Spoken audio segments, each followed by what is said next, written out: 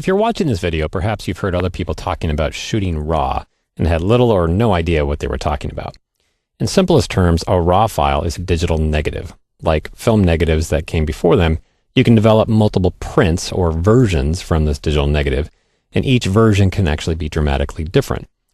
Before we had the option to capture digital images in RAW format, we typically captured our photographs as JPEGs.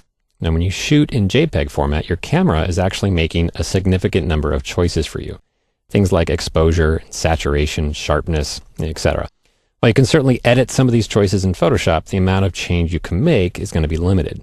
Let's take a look at these two images to actually see what I'm talking about. You can see I've got both files are the exact same image, but one was captured as a JPEG and the other was captured as a RAW file. Now, if I were to double click on this JPEG file, Bridge would automatically pass that JPEG over to Photoshop, where you would then be able to edit it there. I actually want to edit this in something called Camera Raw. So a slight different distinction there. A RAW file is kind of a generic file format, and there's lots of different versions of RAW files. Each camera manufacturer kind of saves out their own version of a RAW file. So if you're shooting with a Canon, you might see the file extension at the end of your file names end in .cr2. Or if you're shooting with a Nikon, it might be .nef and so on. DNG is another common file format for RAW files. So here you see .dng, that's a RAW file. So rather than open up this JPEG in Photoshop, I'm going to click on it and then use the Open in Camera Raw button. And that will open up this file in the Camera Raw editor that's included inside Adobe Bridge. Now this image is obviously overexposed and it doesn't have a lot of detail in the highlights. In fact, with the camera settings used to capture this image, the camera did not capture any detail in the hair of the dog. So let's go ahead and zoom up here and you can see what I mean. There's just basically solid white. There are no details in that particular area of the image. Now I can try to use the recovery slider in Camera Raw to reveal detail in the highlights, but because this file was captured as JPEG, no additional detail was captured and included in the file for us to access. As you can see here, even though I moved that recovery slider all the way over to the right, basically the camera just saw a big area of white, didn't put any extra detail in the file for us to reveal. That's the simplest explanation there. It just doesn't include very much information in the JPEG file format. I'm going to go ahead and hit cancel. And instead, let's double click on the RAW file. Now, because it's a RAW file, when you double click on it in Bridge, it doesn't get opened in Photoshop directly because Photoshop doesn't actually know what to do with the RAW file. Instead, it automatically gets intercepted by the Camera Raw editor. So let's go ahead and double click. You'll see it opens up Camera Raw automatically. So you can see on the right, we still have those same sliders that we had when we were working with the JPEG file.